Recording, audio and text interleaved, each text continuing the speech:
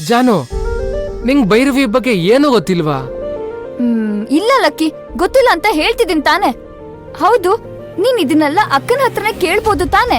ಹಾ, ಕೇಳಿದ್ರೆ ಹೇಳ್ತಾಳಾ? ಹೇಳಲ್ಲ ಅಂತಾನೆ ನಾನು ನಿನ್ನ ಹತ್ರ ಕೇಳ್ತಿರೋದು. ಅಂದ್ರೆ ನೀನು ಡೌಟ್ ಮೇಲೆ ನನ್ನ ಹತ್ರ ಕೇಳ್ತಿದ್ಯಾ ಅಂತ ಆಯ್ತು.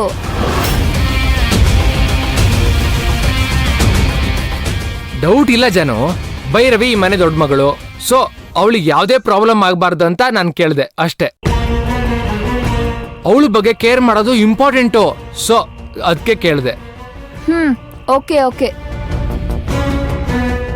ಜಾನು, ನಿಮ್ಮ ಅಕ್ಕಂಗೆ ಆಫೀಸ್ ಕೆಲ್ಸಕ್ಕಿಂತ ಬೇರೆ ಕೆಲಸ ಯಾವ್ದು ಇಂಪಾರ್ಟೆಂಟ್ ಆಗಿರ್ಬೋದು? ಇವಾಗ ಮನೆಗ್ ಬರೋದ್ ಕೂಡ ಲೇಟ್ ಆಗ್ತಿದೆ ಅಲ್ವಾ? ಲಕ್ಕಿ, ಸೀರಿಯಸ್ ಆಗಿ ನಂಗೆ ಇದ್ರ ಬಗ್ಗೆ ಏನು ಗೊತ್ತಿಲ್ಲ ಕಣೋ. ಅಷ್ಟಕ್ಕೂ ನಿಂಗೆ ಇದ್ರ ಬಗ್ಗೆ ಎಲ್ಲ ಗೊತ್ತಾಗ್ಬೇಕು ಅಂತ ಇದ್ರೆ ಹೋಗಿ ಡ್ಯಾಡ್ ಹತ್ರ ಕೇಳು. ಅಯ್ಯೋ, ಮಾವನ ಹತ್ರನಾ?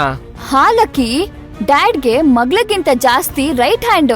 ಅಕ್ಕ ಎಲ್ಲಿರ್ತಾಳೆ, ಯಾವ ವಿಷಯದಲ್ಲಿ ಬ್ಯುಸಿ ಇರ್ತಾಳೆ ಅಂತ ಅವ್ರಿಗೆ ಚೆನ್ನಾಗ್ ಗೊತ್ತಿರತ್ತೆ. ಹೌದೌದೌದೌದು. ಮಾವನ ಹತ್ರ ಹೋಗಿ ನನ್ ಕ್ವಶನ್ ಪೇಪರ್ ಇಟ್ರೆ ಅಷ್ಟೇ. ಯಾಕ್ ಲಕ್ಕಿ, ಡ್ಯಾಡ್ ಹೇಳಲ್ವಾ? ಹೇಳ್ತಾರೆ. ನಾನ್ ಕೇಳಿದ ಕೂಡ್ಲೆ ಕೂರ್ಸಿ ಎಲ್ಲ ಹೇಳ್ತಾರೆ. ಹೋಗಮ್ಮ ಜಾನ್ ನೀನು.